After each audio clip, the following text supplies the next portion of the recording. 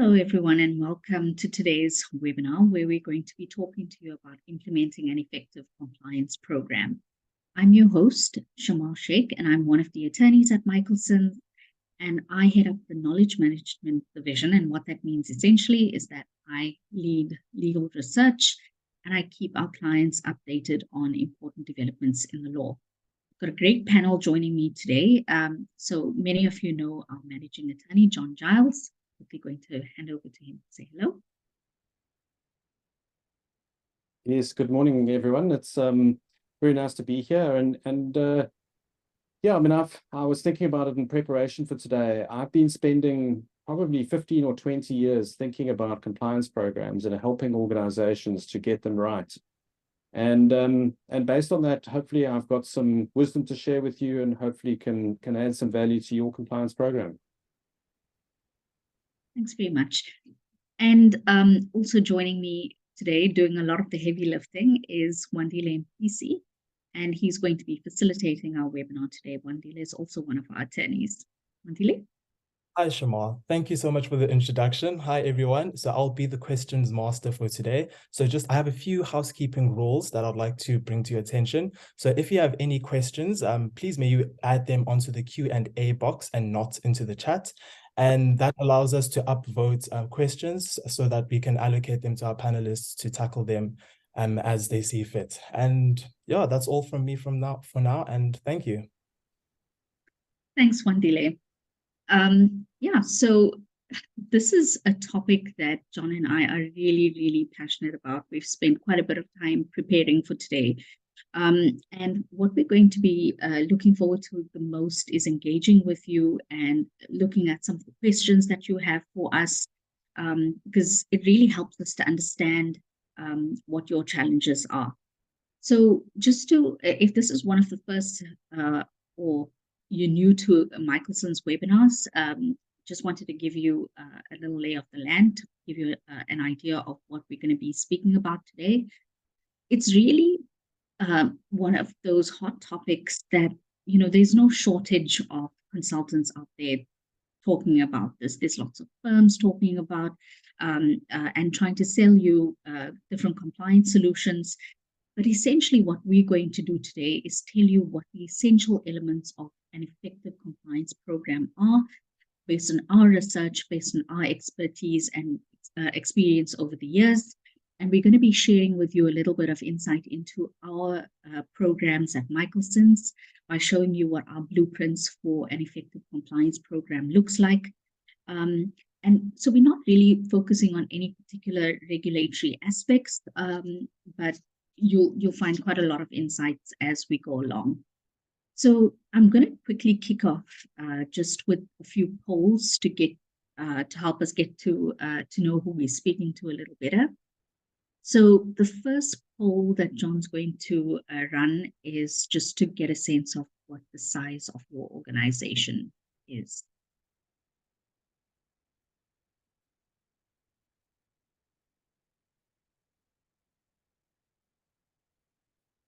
Looks like we've got quite a good spread so far, with all the results coming in.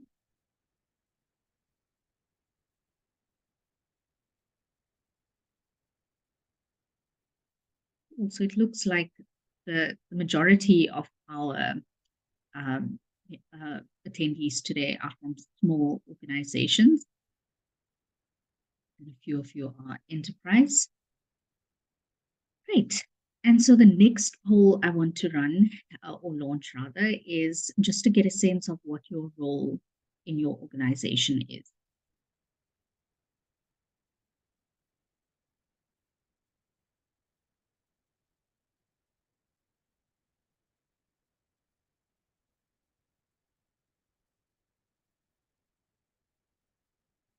Now, it's pretty much as we expected, lots of attendees from legal and compliance. I'm very encouraged to see that there are information officers joining us as well. Oh, and we've got some friends from IT as well.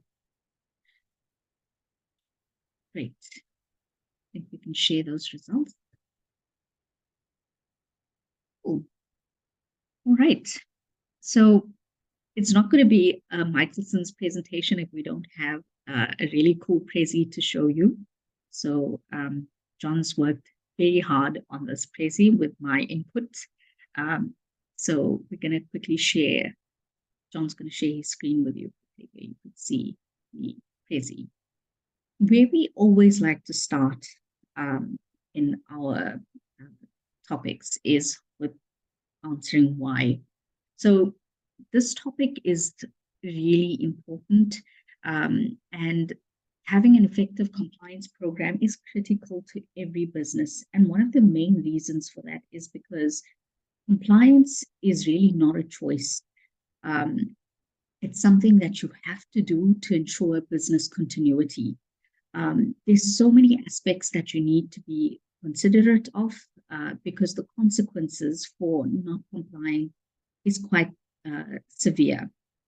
So what I want to show you quickly, and I'm just going to pause on this prezi, just to show you an image that I use quite a lot of the times to demonstrate exactly why this is something that needs to be part of your culture in your organization, no matter where you sit, especially if you're sitting in a role where you are responsible for having oversight and implementing compliance.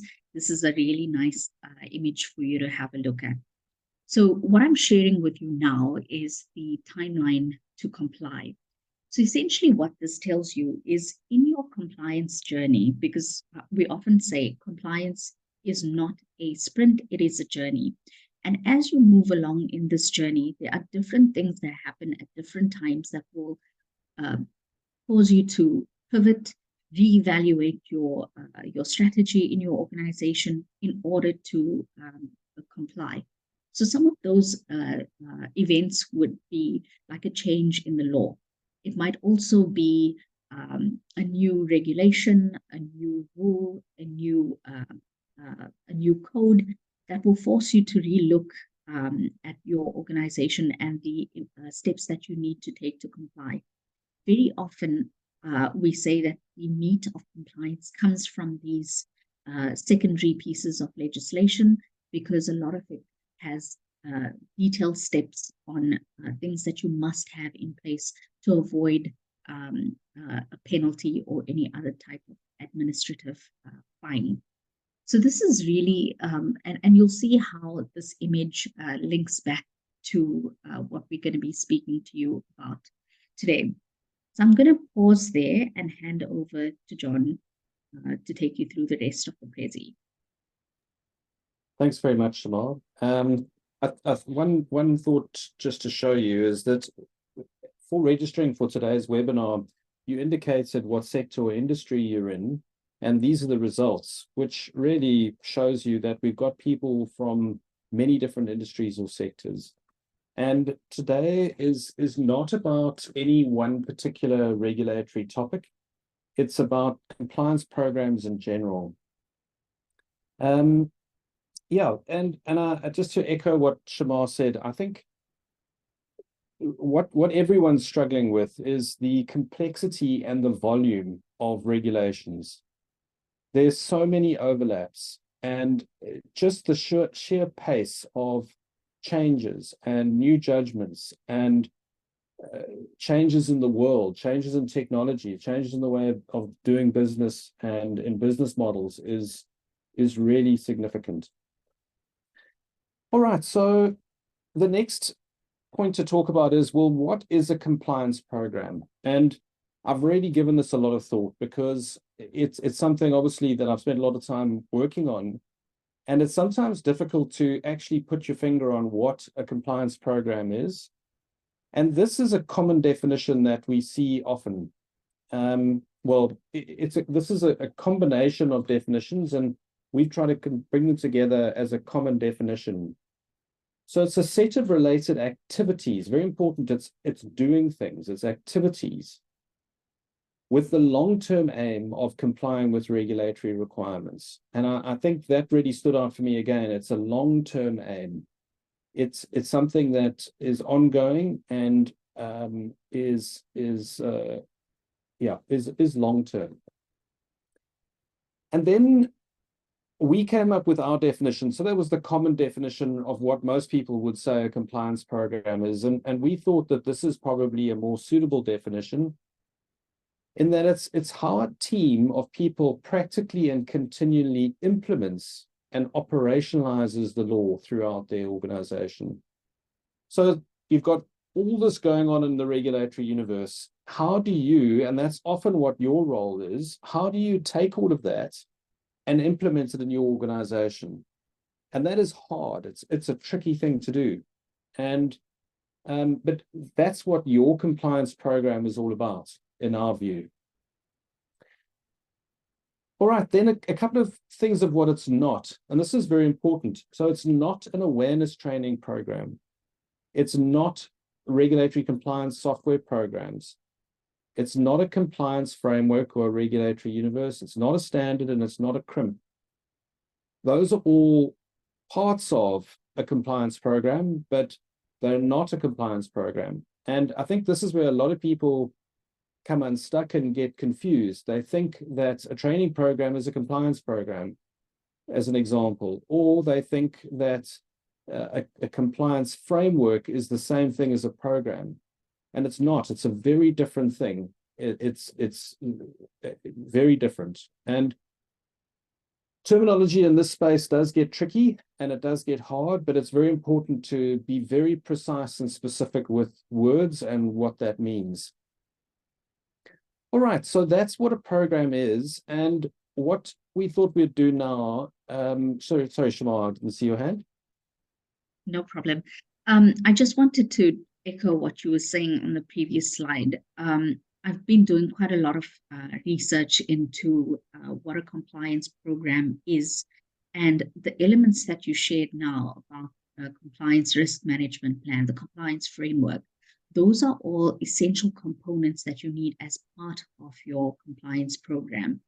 They sit on their own, but the container that holds everything together is your robust compliance program.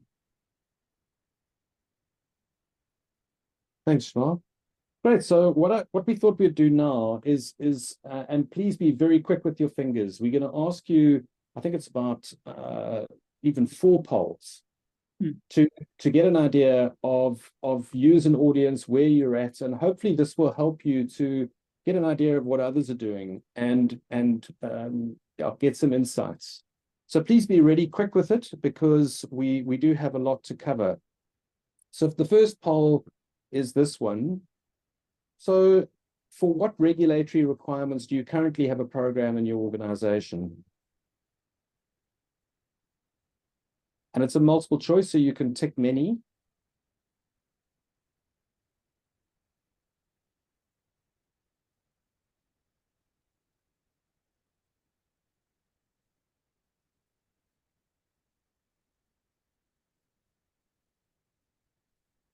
Yeah, thanks. You're being quick. We have 50% of you have responded, so I'll give you just a little bit longer, and then I'll share the results with you.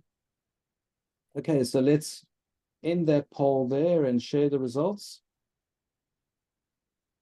Really interesting, and it's pretty much what we expected. If you want to, if there's something really key that you've got a program for that you want to mention, you could pop it in the chat. But I'm not surprised that very few have AI programs. Not many people do, but that's really interesting.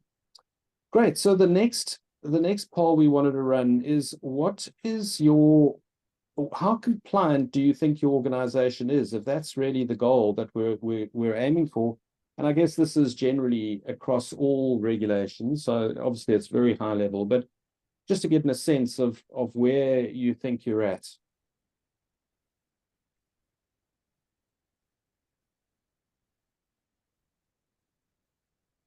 So Michael, yeah, that's interesting. FICA is a good one. Gaming regulatory compliance for sure. So often, depending on your industry, you'll have a whole program just for banking regulations, for example, gambling regulations. So that would be specific to specific organizations. All right, most of you have answered there. So sharing the results there.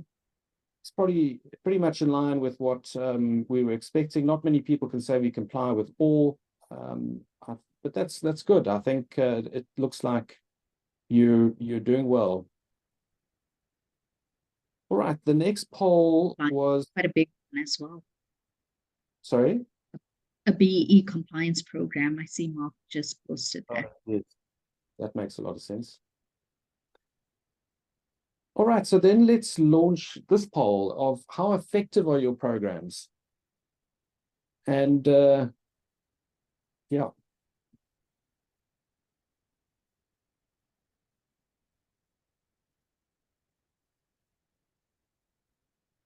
So we're getting quite a broad spectrum here, but mostly it's very or not very. Almost an even split there with a few on the others. So I won't share those results. It is about a 50-50 split on very and not very. And then the next question was, what's your biggest challenge when it comes to compliance and compliance programs?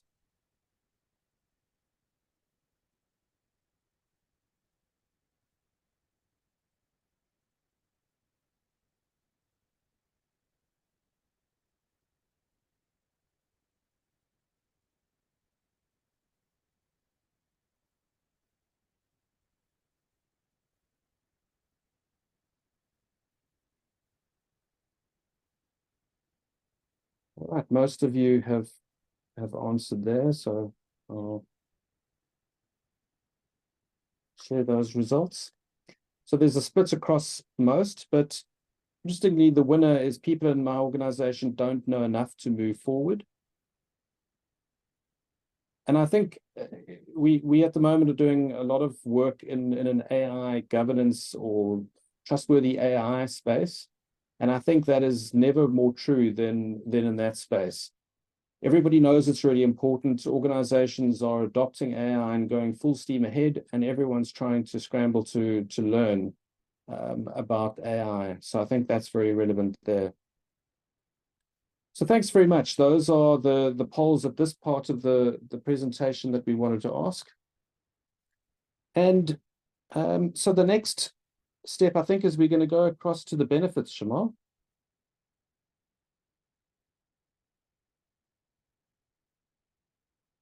So Shamal, you're on mute, I think. That's not very clever. But there's quite a few benefits to having an effective compliance program. When we were preparing for this prezi, John asked me, what do I think about this image? And I did say to him that I do feel I need a ship in this image. But if you've ever been on a nice luxury cruise, as great as that journey can be, it's not fun all of the time, because sometimes you have rough seas, and other times you can have a really pleasant sailing experience. And when I think about a compliance program, it's very much like cruising on a luxury cruise liner. There are times where you're going to have everything smooth sailing, but there's also going to be little hurdles and bumps in your journey that's going to cause you some panic. But as long as your compliance program is robust and that you are resilient to respond to different events, you're going to have a relatively smooth journey. So it's really important for you to understand what your risks are to avoid them. And a lot of times people think that financial risks are the only risks to non-compliance. Pay a fine and everything goes away. But it's a lot more than that. Because if you think, and we always share this quote, because if you think compliance is expensive, you should try non-compliance. And it is so on the money. A lot of times companies say that, we just don't have enough budget to invest in this. But can you imagine if you don't put these measures in place and you receive a fine?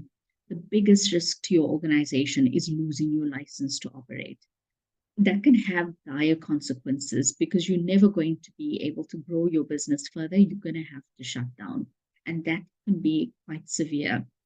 It also can lead to your customers not trusting you. You can lose customers because of the bad will, because a lot of these non-compliance infringements are published and they're made public. So it's not a really good impression for your company to have either. There was a really interesting government official that I liaised with. It was sometime last year, and he couldn't have been given a better description about authorities regulating the law. So he said he just doesn't understand why people call themselves the regulator or an authority. He said he just gets this image of somebody standing there like this and saying no. And he says, what we need to do is enable people to comply with the law. Change your language, change your perspective. It has such a different vibe when you say that you are enabling a company to operate lawfully and enable them to do what they need to comply with the law and avoid penalties. So you're not there to inhibit or stop anybody from operating, but you're just there to make sure that everything runs as it should, much like the cruise liner. It's also really important when you have a good, effective compliance program in place, your stakeholders are happy. They say if your stakeholders are happy, everything else falls in place. Your customers that you work with, your vendors that you operate with, it all leads to building good trust and relationship with the various stakeholders that you have, and it all works well in sync. Back to you, John. Yeah, Shimon, maybe just to add here, I think what I've experienced is some organizations are very disorganized when it comes to compliance, and they're reactionary, and there are crises that happen, and then there's an audit, then the regulator does something, and it's chaotic. And for me, a compliance program is all about creating some structure, and it's about planning in advance, and it's putting things in place so that you can deal effectively and in a calm way with compliance. And so for me, the program is what enables you to be a lawful enabler, because if you've got a handle on it and you know what's going on, you're able to be that person who's able to say to the business, okay, great, let me see what you're wanting to do, and let me help you achieve the outcomes you're trying to achieve. Let me help you grow the business, but at the same time complying with those regulatory requirements, which are so important.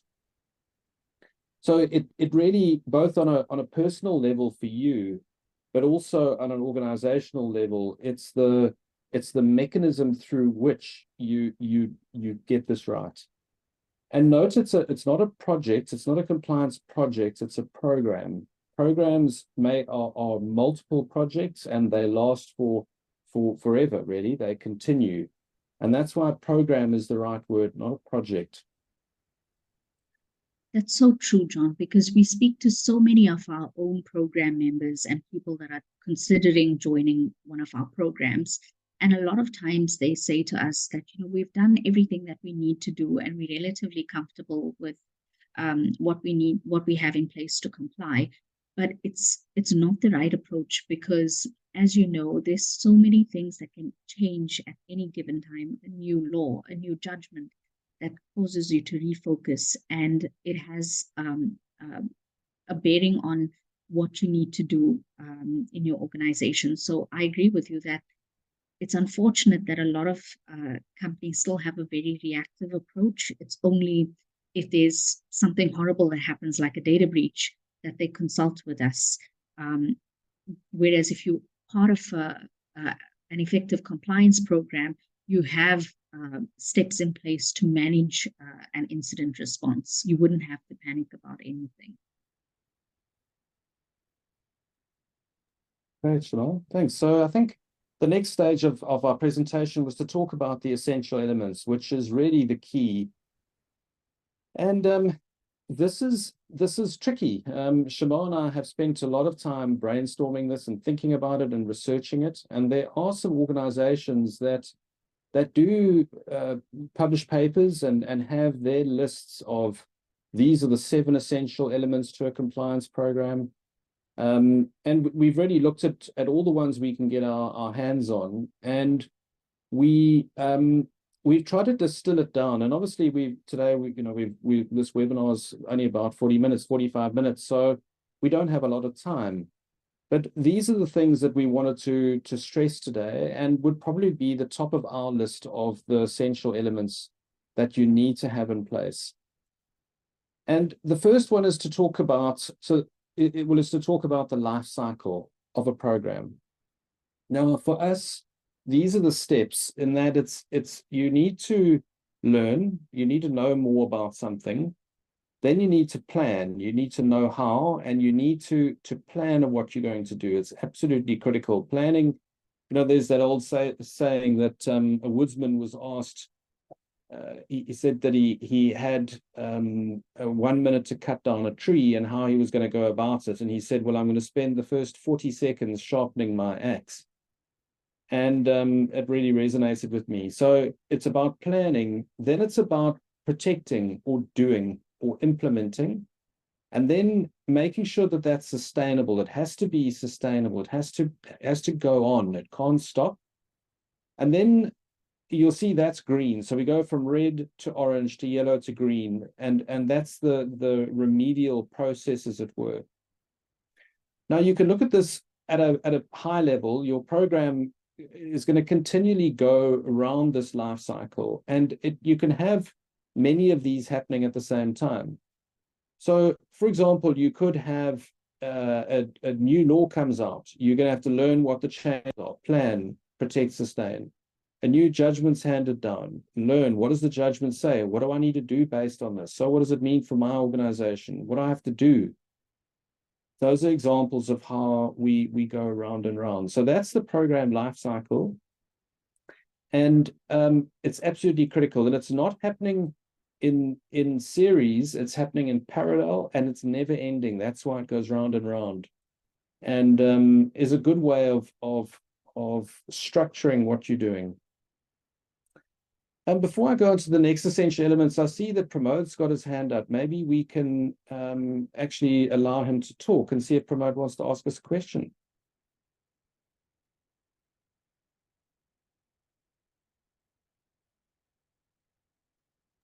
Hi, John.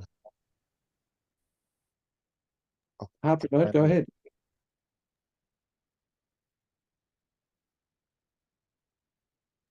Hi, can you hear me, John? Yes. We can hear you. Sorry, no, I accidentally pressed the raise hand button by mistake. So apologies. I didn't, don't have any questions. I just accidentally pressed the raise hand by mistake. No worries, no problem. No worries, I mean, but now you're famous. Yeah, no. If anyone else wants to talk, please feel free to raise your hands. It's always good to have interaction, so no problem. All right, so let's go back to these essential elements and speaking about that life cycle. But then the next key one is that you must create a learning environment. And this is at all levels. It starts with, for me, the governing body or the board. And we've experienced that boards are often very curious. They want to know, they want to learn about issues. And it's so important to raise their awareness so that you get buy-in from them. But also the learning really has to start with you, and all of us are continually learning, and new regulatory requirements come up, and often it's a significant learning curve. And I think for me at the moment, the big one, or the two, is around data and around AI.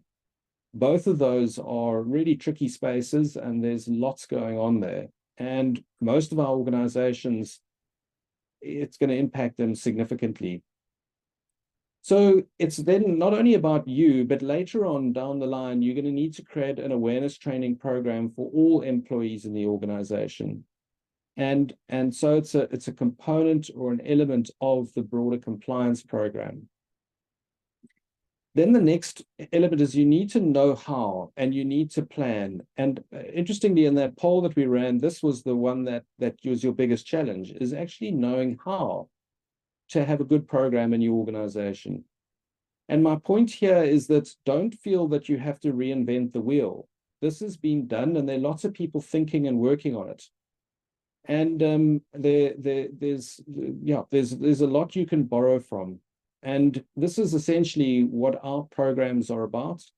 I'll talk about them just now, but our programs are basically a blueprint that you can use to implement a compliance program in your organization. So the next one is about having a compliance framework. And this is absolutely critical. We've spent a lot of time with the members of our data protection program talking about a compliance framework, and it's relevant to any program. Essentially, how can you have a program to comply with something if you don't know what that something is? You have to know what you're trying to comply with. And it just sounds so crazy, but the number of times I go to an organization and I say to them, all right, so what are you trying to comply with? And they sort of look at me as though I'm crazy. But to give you an idea, in a data protection context, is it the data protection law of one country, multiple countries? Are there some ISO standards that are related to that? Are there some codes that have been issued by industry bodies? Are there some regulations? Are there some contracts? There might be compliance requirements and contracts with your biggest customers. Is that what you're trying to comply with? And often the answer is it's a number of all of them. So now the question is, okay, well, how do we deal with the overlap between those different laws? And how do we try and kill many birds with one stone? Because it's just crazy to do a whole lot of work for one law, then repeat it and repeat it. And you've got to combine it. And that's what the essence is of a compliance framework. Wandile, have we got a question? Yes, we do have an interesting question. So it's from an anonymous attendee, and they are asking, for multinational organization, what is your view on creating global compliance programs versus local programs? Thanks. Yeah, that's a very relevant and topical question. So my view is that you have to focus on what we call global law, and it's really the common compliance requirements of 80% of laws. And many organizations are multinationals. And if you look at data protection law, for example, and if you compare the GDPR with POPIA, with the CCPA, with India's new law, there's generally an 80% common theme or common compliance requirements. And so that's our suggestion, is you've got to work out what that common body is, and then you comply with that. And then you go the step further to say, okay, we're very active in South Africa. We need to check what the extra compliance requirements are in South Africa and then apply those as well. And that's essentially the process that we recommend. There's also some insights that I provide to our program members about how we structure our program. Because a lot of the compliance legislation is principle-based, and some of them do say that you should look at global legislation to extract best practice principles. So very often when we monitoring our regulatory landscape, we always include what's taking place globally, and we also look at fines that authorities around the world issue as well, because there's a lot of general principles that apply to a multiple number of organizations, irrespective of what your discipline is. Yeah, no, great. And Mark, I agree. It's the words compliance framework, regulatory landscape, or regulatory universe are in many ways synonyms. But it's got to be. I'm a fan of doing it quite scientifically. It needs to be auditable. And I think this brings me on to the next essential element, which is about using software. So we've done a lot of work looking at regulatory compliance software, looking at privacy management software. The list goes on and on. We very much think that it's very hard to achieve effective compliance outcomes if you're not using the right technology. Reg tech is what some people call it, legal tech. There are lots of acronyms that are thrown around and jargon, but essentially you're just looking for the right tools to do the job. And we've worked with many organizations that have tried with spreadsheets, and we've seen that they generally end in tears. It's very hard to use spreadsheets. If you're an organization where there's a significant impact on you and you're in multiple jurisdictions, it becomes very hard. And I'm not going to go into any details today about which technology to use. That's obviously a really difficult question. And that's one of the things that we deal with in our programs. We have multiple webinars and sessions. We actually did one yesterday where if we think we find a good tool that our members could be using or would be useful, we then will explain the tool and demo the tool to the members so that they can have a look at it and see whether it's something that could work in their organizations. All right, and then the last essential element is about building a team. It's really important to have the right people involved. And so it's a case of getting governance right in your organization and making sure that you've got the right blend of people and everyone knows their role, and that everyone's working collaboratively and pulling in the same direction. You probably will need external people as well, assistance, and that's where someone like Michalsons comes in, but you want to identify various service providers who can help you in different scenarios. And a great example here is that all of you will have a data breach or a data incident at some point over the next 2 or 3 years. It's going to happen, and you've got a plan that it's going to happen. And in that scenario, you often are going to need to pull in a PR agency. You might need a pop-up call center. You might need legal assistance, and you need to identify who those people are up front and build relationships so that you have people to turn to that can help you when there's a crisis. And so we'll share. Sorry, Yes. 1 second. Just on that topic, a lot of our content in our programs helps you to document what those plans should look like. So God forbid, and I say God forbid, but the reality of it is that South Africa is a hotspot for cybercrime. So the chances of you having a data breach is quite high. So the best plan of action is to have something documented, have everybody on the team know exactly what role they have to play in this space so that when it happens, everybody knows what to do and it minimizes the panic. Back to you, John. Yeah, so we'll share a link with you towards the end of this webinar, which gives you the full list of 19 essential elements, but really picking out the most important ones. Those for us are really key. So the next section to go to is to start talking a bit about the Michalsons programs. And I'm going to hand back to Shamar here to talk a bit about our programs. Thanks, John. So Michalsons has a group of experts that regularly monitor changes in the law. A lot of us are certified as well. So we're constantly looking at what trends are developing in the law from a local and global perspective. And what we've done is over the years, we've put together a blueprint for what an effective compliance program should look like. Again, as we mentioned, we've got around, and I'll give you a short preview to what our programs look like. But we've got 6 programs, including an internal program that we use to train our staff. So our core program is our data protection program. We're going to be launching an AI program soon. It's called the Trustworthy AI program.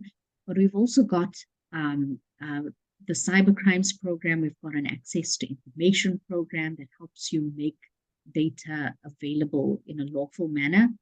And then we're going to be launching a fast commercial contracts program in the near future. We've got a great sense of humor.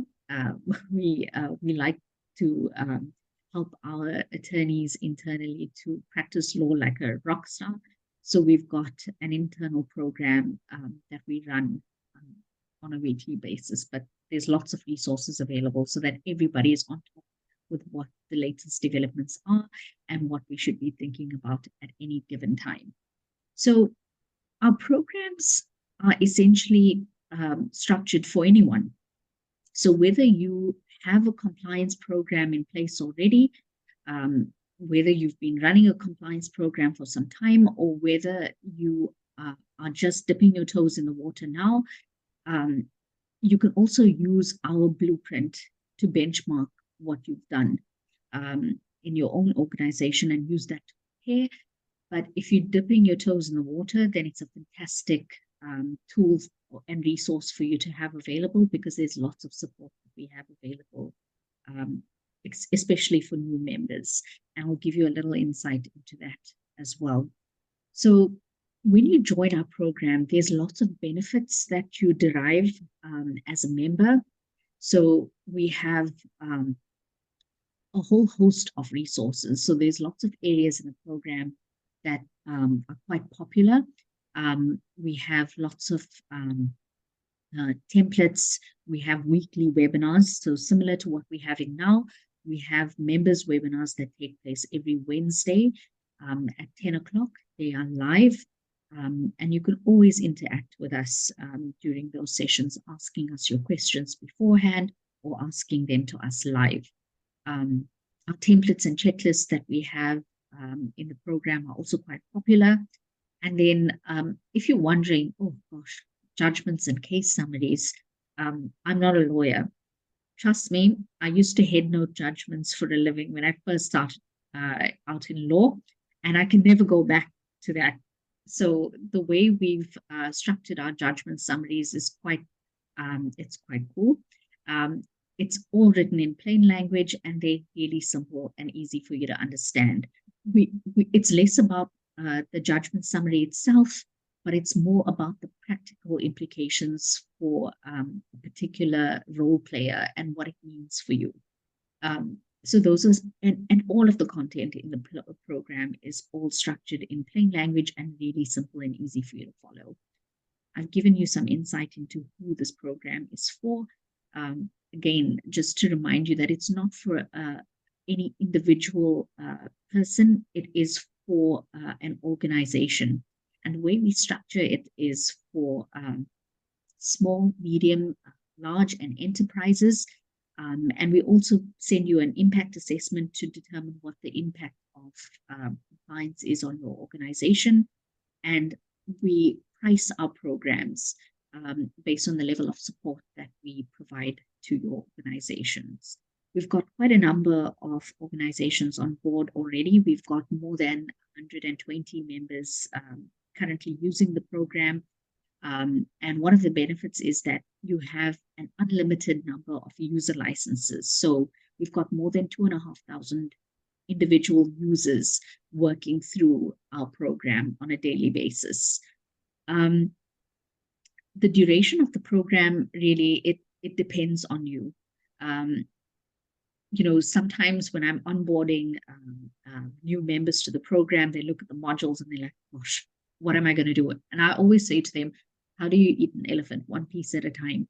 So you can, there's no real benchmark or time frame that we can give you. It really depends on you and what pace you're comfortable working at.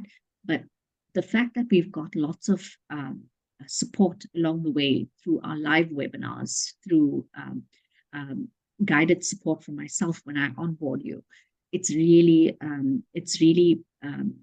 a useful tool to have. And then the last thing that we'll talk to you about is the cost. The way we structure our webinars is through a monthly fee. You can cancel at any time that you want. And if you feel that the webinar, that the program isn't exactly what you wanted, we'll give you a money back. We'll give you your money back, and there's no questions about it. We have very few cancellations, I will tell you that. So I'm always interested in speaking to anyone that does cancel. So you'll receive a call from me. But yeah, if you're interested, I will share details with how you can get more information to jump on board. So I'm going to pause there, and I'm quickly going to share my screen with you again. And I'm going to give you a little peek at what our programs look like. So essentially, if you join the Michalsons program, you will enter a members area. And on the members area, you will see the different programs that you are subscribed to. So we've mentioned some of the programs before. It's the data protection program, and they all quite global in nature. They focus, they structured for a global audience. So we don't specifically, single out South Africa, but the access to information is very much around the Promotion of Access to Information Act. So that's the only one that's pretty South African in nature. Then we've got quite a lot of people buzzing around our trustworthy AI program. Lots of people demonstrating an interest to join now already. So we're welcoming anyone to have conversations with us about implementing AI lawfully in your organization. But just to give you a little bit of an overview of what a program looks like, each of these programs have dashboards to them. So I'm going to show you what a data protection dashboard looks like. So we collate different types of updates. So we look at what's happening from a global perspective. So these don't necessarily create compliance obligations for you to do something, but they're nice for you to know. They're international best practices that you can implement in your organization. The regulatory roundup is something that we give quite a lot of focus to because it's creating direct obligations for you to do something and be reactive. And then we've spoken to you a little bit about our the rest of the types of content and updates that we provide, and you can look at them there. You can see there's direct links to popular areas of the program, our tools, our members newsletter, because we keep you updated with a summary of all the top news that have taken place in a month. And then what we also introduced as a benefit in the data protection program is the ability to interact with us at any time. Apart from the live webinars where you can always ask questions to us, you can send us specific questions that you have about a compliance issue. We'll conduct an hour's worth of free research for you, and we give you recommendations on what your next steps should be. There's lots of other benefits. I think one that's picking up quite a fast pace now is the data protection health check. It's available to our members free of charge. So essentially, if you've been on the program for more than a year, you can request or book a data protection health check with us, and you can read more about it when you become a member.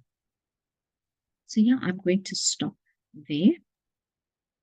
Thanks, Shamal. Yeah, so essentially, Michalson's program is a blueprint. It's a template, and it's a team of us that are working to help you know how to implement a compliance program in your organization. So it's a one-to-many offering. We're trying to empower many organizations, and many are in our programs and participate on a weekly basis. I will also mention that from a Michalson's perspective, each program has a program director who is continually researching the topic, looking for trends, identifying what needs to be added to our program, and really directing that program. We then have a success executive in the form of Gail Marion, who she really makes sure that the program is a success and that the show stays on the road. And then Shamar Sheikh. Shamar is our program manager for most of the programs and really performs that role of continually doing research, thinking about what the new developments are, building it back in, planning future webinars, responding to members, and many other things. All right, so then the next thing to touch on and promote, I see your question there, which is exactly the segue into the next session. So the question is, what are the next steps and what can you do from here? So the first is you can explore our programs, and the best place to do that from is if you go to this page, and Shamar can pop a link in it.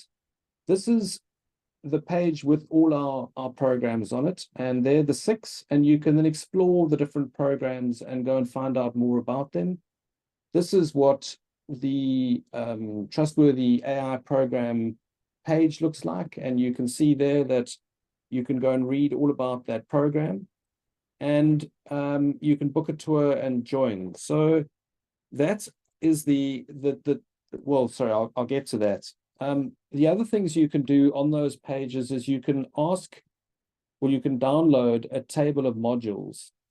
So that will give you the detail of what's in a program. So what are all the modules, what do they cover, and what is the outcome that we're seeking to achieve with each of the module that's in the program. You can also do an impact assessment with most of the programs. So if I show you here to the data protection program, there's assess impact over there. And what that enables you to do is to answer a questionnaire and then meet with us so that we can help you to understand the impact of a particular issue in your organization. And often we have a meeting, we say, look, data protection is actually not such a big issue for you. I don't think you need to be in our program because your organization doesn't need a comprehensive compliance program. Rather go and do these 10 things and solve the problem that way. So that's another thing that you could do.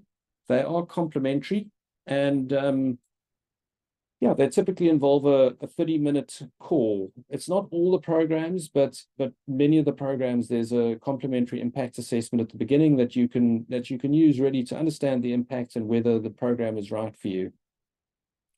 The next thing is you can book a tour, and booking a tour with Shamar involves you can go into a shared calendar and book a time that suits you. It's 30 minutes, and Shamar and possibly other people, sometimes there'll be a program director, will also join you on that call.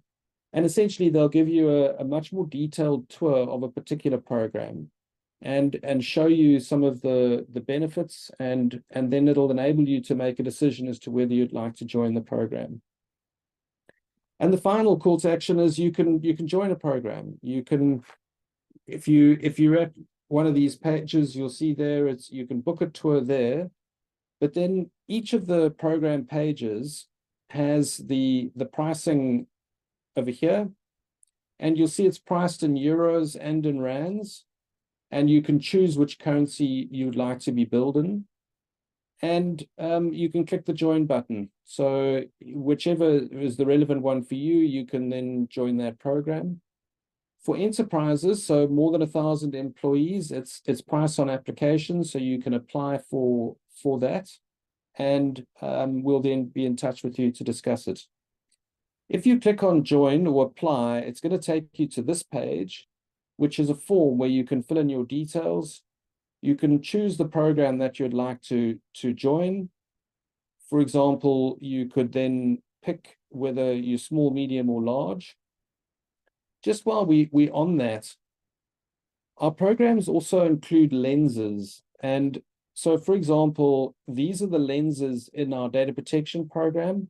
And you'll see there's a lens for small and medium enterprises, because it is different if you're small or medium sized compared to an enterprise.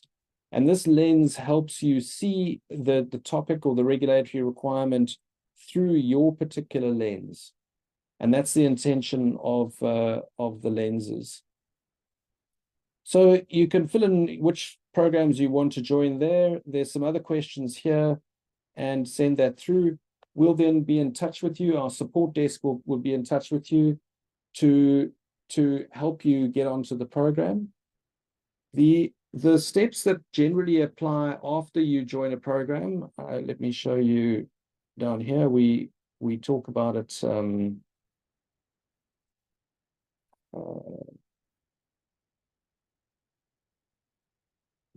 it's actually not there, but let me just talk about it then, is that after you join the program, what we'll do is we'll check that people in your organization can receive emails from us. We'll ask you for a list of the people in your organization that want to get access. Typically, people ask for about 20 people, depending on the organization. Remember, it's an unlimited number of named users that you can add. Then what we'll do is we'll send you an invoice, the first month's invoice, and make sure that everyone's got access. And then you can book an onboarding session with Shamar or somebody else where they'll onboard that group of people and help them to orientate themselves in the program and check that they know what the next steps are, check that they know that how to register for live webinars, how to receive updates on what's been going on, because the programs each contain a monthly newsletter which keep you up to date with the latest developments and what's been happening in those programs. So those are really what happens after you join a program. The other key thing to mention is that because it's monthly based pricing and there's no minimum term and there's a money back guarantee, there's really nothing to lose. So what we often say to people is if you really want to know what it's about, why don't you join it and spend a month in the program and really experience it and see what it's all about. If you don't think it's going to add value to you, then you can leave the program and you've only paid for 1 month's subscription. But as Shamar said, that doesn't happen often. Generally speaking, people do stay and find it really useful. I see, Shamar, you've been adding links there. I don't know if there's anything else you'd like to add, Shamar. Yeah, so there's a couple of links that I shared. I know people don't like to read. So basically what I've shared with you is just insights into what the benefits are. I've shared some of the benefits with you, but some of our pages go into a lot more detail into the exact value that you get as a member of the program. And then if any of you are interested in exploring more about one of our programs, you don't want to access one of those links, you can book a 30-minute session with me, and I will take you through a customized tour of any of the programs that you're interested in. So you can join more than one program, and there's some few perks if you join more than one program. I'll tell you more about that during that call. But again, it's up to you, whatever you feel comfortable with. A lot of people find value in those tours because you're able to ask a lot of the questions and you're able to get a response immediately. Great. So thanks, Shamar. I think we're really nearing the end of the top of the hour. So we want to run 2 polls quickly to get some feedback from you. We always like feedback. It's always nice to know if we've delivered something that's useful to you. So the first poll is to ask for which regulatory requirement are you interested in joining a Michalsons program? Obviously, there are many more regulatory requirements or topics, but it would be great to get some feedback if you're interested and see whether that looks attractive. I'll just give you a little bit longer. About 40% of you have responded so far.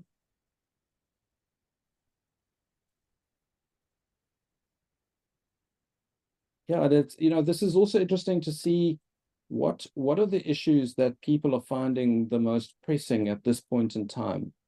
And so that's really valuable feedback here as well. I'll end it there and let me share those results with you. So it's quite evenly spread across all of them. And interestingly, data protection or privacy is the leader. Data protection and privacy, it's an issue that some people think, well, no, we've dealt with that. That's past. We've finished that one, and it's absolutely not. It's going to be bigger than ever. It's not going anywhere. So I'm very pleased to see that many people are interested in that program, and that's great. So then the last poll that I'd like to ask is a feedback poll. We always believe that feedback's the food of champions. If you wouldn't mind giving an indication of of how useful you found today's session. And please be honest, we'd rather have radical candor than ruinous empathy. So while you're completing that, I think we've really got to the end of the session. Thanks very much for that feedback. It's most of you found it useful. Some wanted a bit more practical, could be better. I agree, there's always room for improvement, but thanks very much there. Yeah, so I think Shamar, back to you. Thanks, John. And thanks everyone for joining today. You've got our details if you want to get in touch with us after. And you can also look forward to a post-webinar mailer from us, just to give you a summary of what we've discussed, and we'll reshare some of the links that we've shared with you here in case you lose them. Yeah, thanks very much for joining, and we'll chat to you soon. Yes, thanks very much, and thank you to you, Shamar, for the work that you've done, and to Wandile as well. Thanks all, and have a great day further. Bye.